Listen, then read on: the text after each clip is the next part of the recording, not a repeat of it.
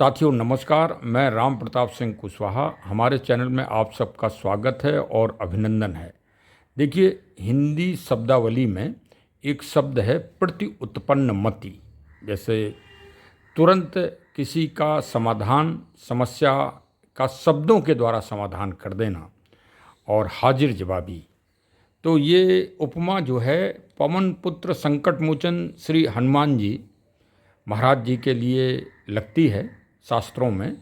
लेकिन वर्तमान समय में हम अपने सांसद श्री सुधांशु त्रिवेदी जी का आज आपको एक व्याख्यान सुना रहे हैं, जिसमें उन्होंने भगवान श्री कृष्ण जी के विराट स्वरूप और कर्म की प्रधानता का विश्लेषण किया है। थोड़ा समय देके और इसको सुन जरूर लीजिए, क्योंकि जहाँ विज्ञान खत्म हो जाता है वहाँ भारत का और सनातन व्यवस्था का दर्शन और विचारण प्रारंभ होता है। कर्म करो और फल की इच्छा ना करो, तो फिर कर्म ही क्यों करो। परंतु ये जानते क्यों आता है? जब आपकी छोटी सूक्ष्म दृष्टि होती, हल्की दृष्टि होती, तो आपको लगता है कर्म करने से मुझे कुछ प्राप्त होगा। जब विराट दृष्टि होती है तो निष्काम कर्म का भाव स्वतः उत्पन्न हो जाता है। अब मैं आपसे पूछूं कि हम सब यहां बैठे हुए हैं, हम अपने शरीर को एक यूनिट मान लें और इससे माइक्रो लेवल पे बढ़े और फिर मैक्रो लेवल पे बढ़े। माइक्रो लेवल पे आए तो हमारा शरीर भिन्न भिन्न तंत्र से मिलकर बना है। Respiratory system, digestive system, circulatory system. हमारी इच्छा से चल रहा है क्या? अपने सिस्टम से चल रहा है। हमारे शरीर के जितने तंत्र भिन्न भिन्न अंगों से बने, हार्ट, लिवर, किडनी, हमारी इच्छा से चल रहे हैं क्या?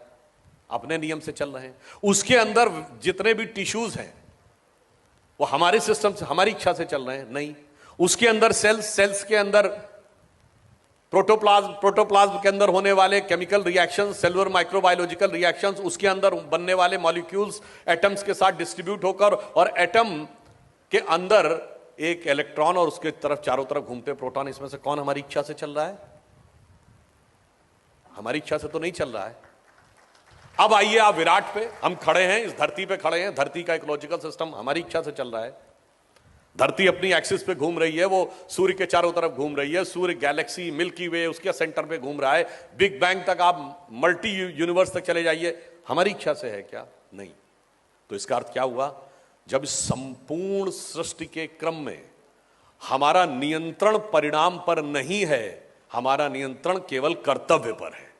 इसलिए जिस भी स्थान पर जो भी भूमिका ईश्वर ने दी है, यदि आप इस विराट सत्य को समझ पाएंगे तो आपके मन में स्वतः निष्काम कर्म का भाव उत्पन्न हो जाएगा कि मुझे अपना कर्तव्य करना है, बाकी इस विराट सृष्टि क्रम को चलाने वाला ईश्वर स्वतः हमें उसका उपयुक्त फल देगा। आपने माननीय सांसद जी के शब्दों को सुना होगा और गंभीरता से मंथन भी किया होगा।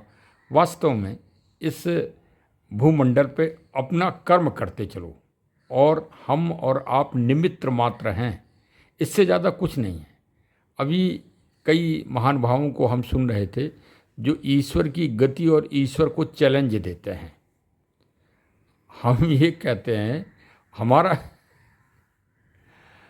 कि ईश्वर की सार्थकता और ईश्वर की गति तो तब समझ में आएगी जहाँ विज्ञान खत्म होगा।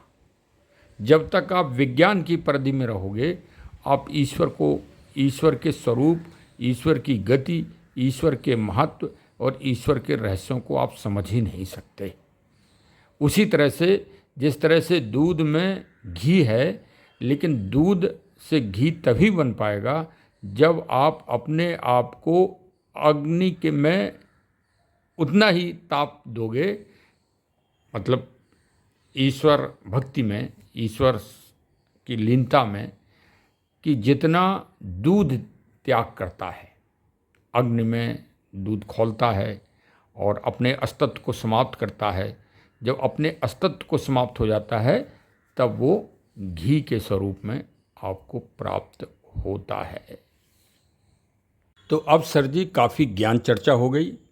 देखिए, अगर एक वृक्ष न लगाया हो तो अपने नाम से एक वृक्ष अवश्य लगा दो इस भूमि में, भारत भूमि में, अपने नाम से। और यही सबसे बड़ा काम है, समझ लो आप। हाँ, हमारा चैनल नेचर प्रकृति के संरक्षण व संवर्धन हेतु लोगों में जागरूकता फैलाता है। और दूसरी बात, हमारे चैनल को सब्सक्राइब न किया हो तो मेहरबानी करके विनम्रता से सब्सक्राइब भी कर लें और हमारा उत्साहवर्धन करें। बहुत बहुत धन्यवाद। इसी तरह की चर्चा और परिचर्चा आपको समय समय पर हमारे चैनल में मिलती रहेगी। वास्तव में सुंदरकांड सुंदर क्यों है, इस पर भी परिचर्चा समय समय पे हम में और आप में होना चाहिए कि वास्तव में सुंदरकांड में क्या गुणवत्ता है, ये सबको जानना जरूरी है। बहुत बहुत धन्यवाद। Thank you.